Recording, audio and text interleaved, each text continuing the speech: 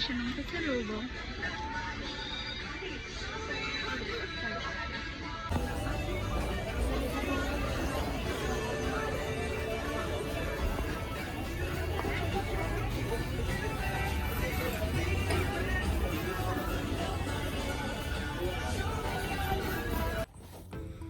Good morning. Bugs sabog.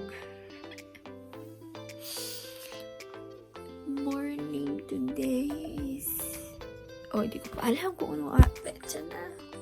Post tuloy. Good morning. Today is May 25 and my housemate got out. Umalis na po siya. Pumunta siya ng province because bakasyon na niya. Ako, inihintay ko na lang yung graduation. May duty pa ako sa SB kaya hindi pa ako bumababa. Pero tapos na yung klase ko, tapos na rin yung exam ko. Pero hindi pa ako bumababa kasi dahil dun. Siguro by tomorrow or by this week, ako bababa kasi may need akong kunin sa baba. And then after that, I need to bring it here. So yeah.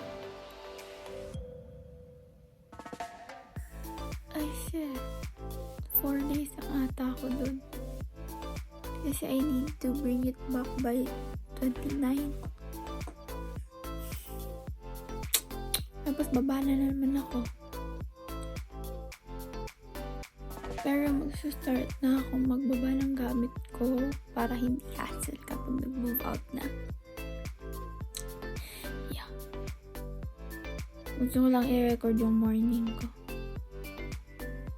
Pero hihiga ako ulit. Kasi wala naman na akong magagawa here. Siguro magpapak na lang ako ng gamit ko mamaya. Mamaya pa yun. Tapos wala akong bigas. Stress ako. Stress kapag wala ka ng pera, be.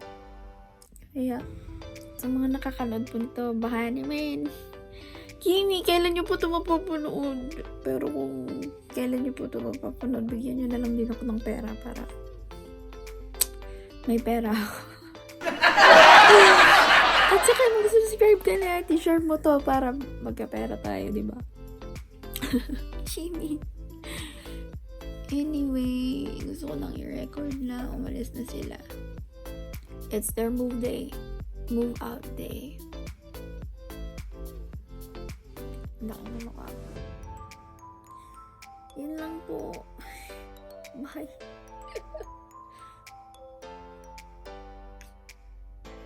I-add na lang natin to sa kung saan man. Hi guys. Kumakain ako. So, wait lang. Kinakabahan ako sa grades. Releasing na ng grades namin. So, hindi ko alam kung pasakto ako kung makakagraduate na ako. Pero sana.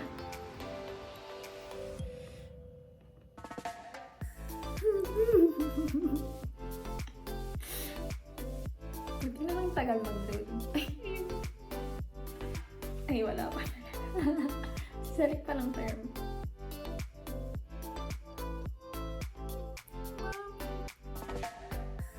Ay, di ko pa nabibindot yun. Uy!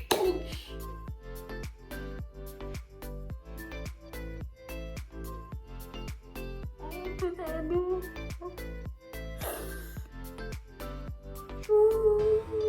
Gagawin ako ba na yun?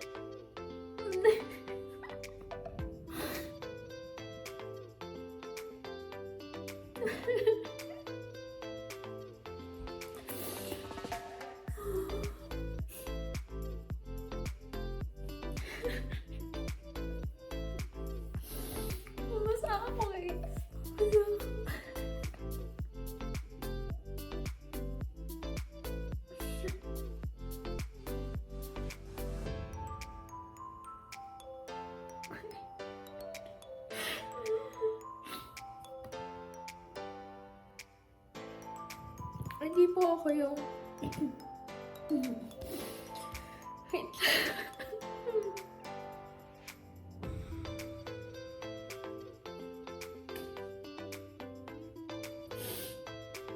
Hindi ako. Kasi akala ko hindi ako makapasok.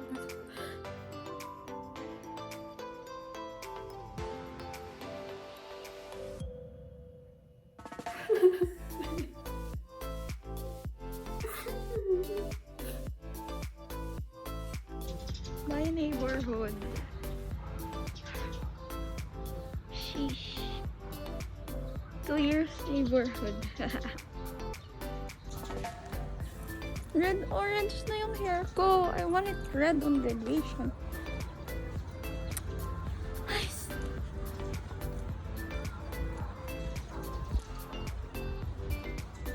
Ganyan yung eyes ko pa. Yan. Puyat pa.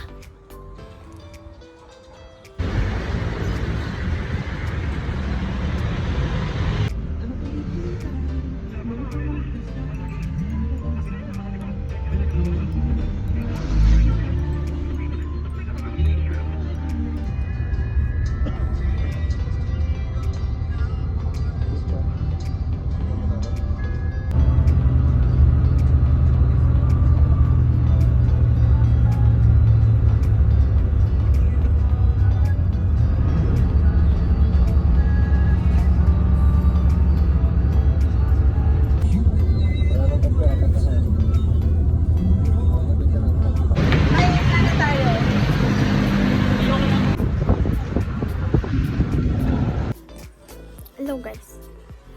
So, bumili kami. Tapos ako. For graduation. Hindi ko muna i-reveal yung dress. Ito na lang share ko. Bumili ko na yung extension. Pero since rinig niya na yung bumili yung extension. Since rinig niya ng TV. Gamit na yung extension. Tapos, we have that's fun.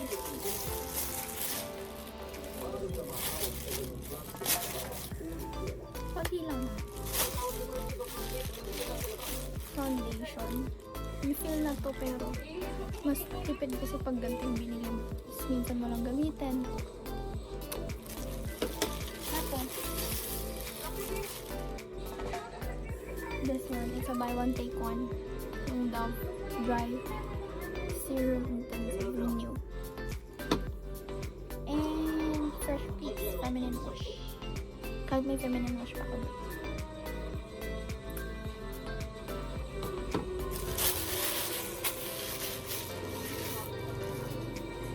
Yan lang muna yung haul ko.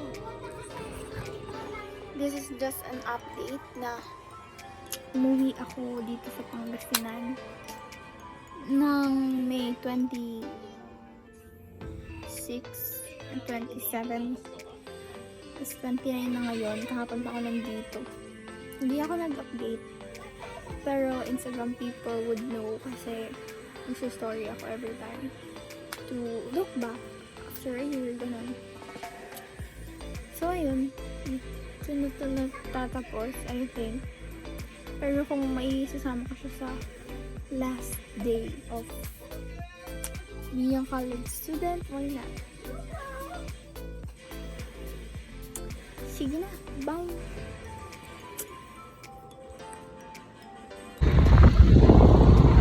Yung mo joyride, guys.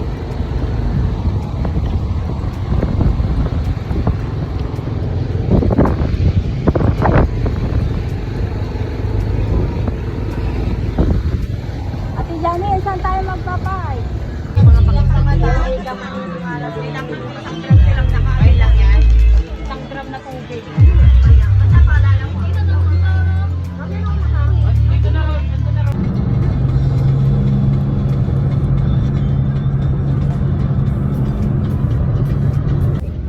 Asla ka mo lang, kasta mo lang, bonus.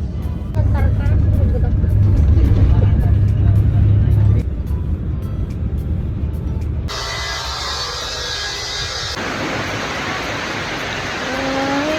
Hi!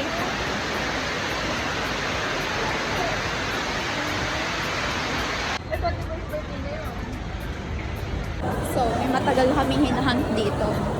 Ay, pag ito wala. May matagal na kami hinahunt dito. Tapos itutour niya ako.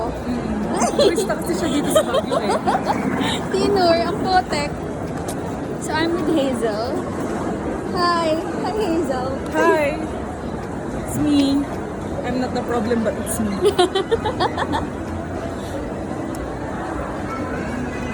May natutuwa na namang bata ako. Ay.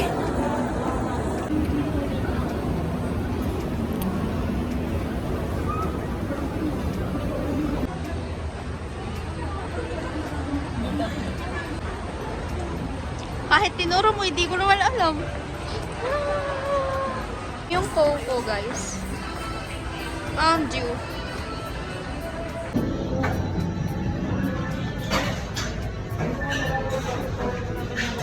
So, nakalabas na ako. I mean, sa labas kami. I'm with Hazel, kita nyo kanina, and we're... Nasa labas na ako ng Coco, guys. So, meron akong na-achieve before ako graduate. Ang hanapin ng Coco. Kasi I've been eyeing it sa TikTok. Wala. Ah, Hi, manager. wala kang bariya. Meron kang 20. Tingnan ko, wait. Ang alaga po ako ng Madam Hazel dito sa Baguio, guys. Kung hindi si Madam Hazel, si Eliza. Kung hindi si Eliza, si Zarina.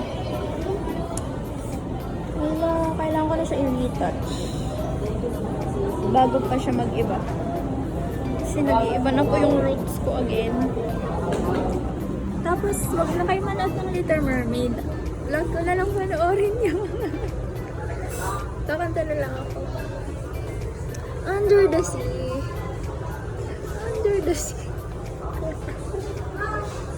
Ayun na naman.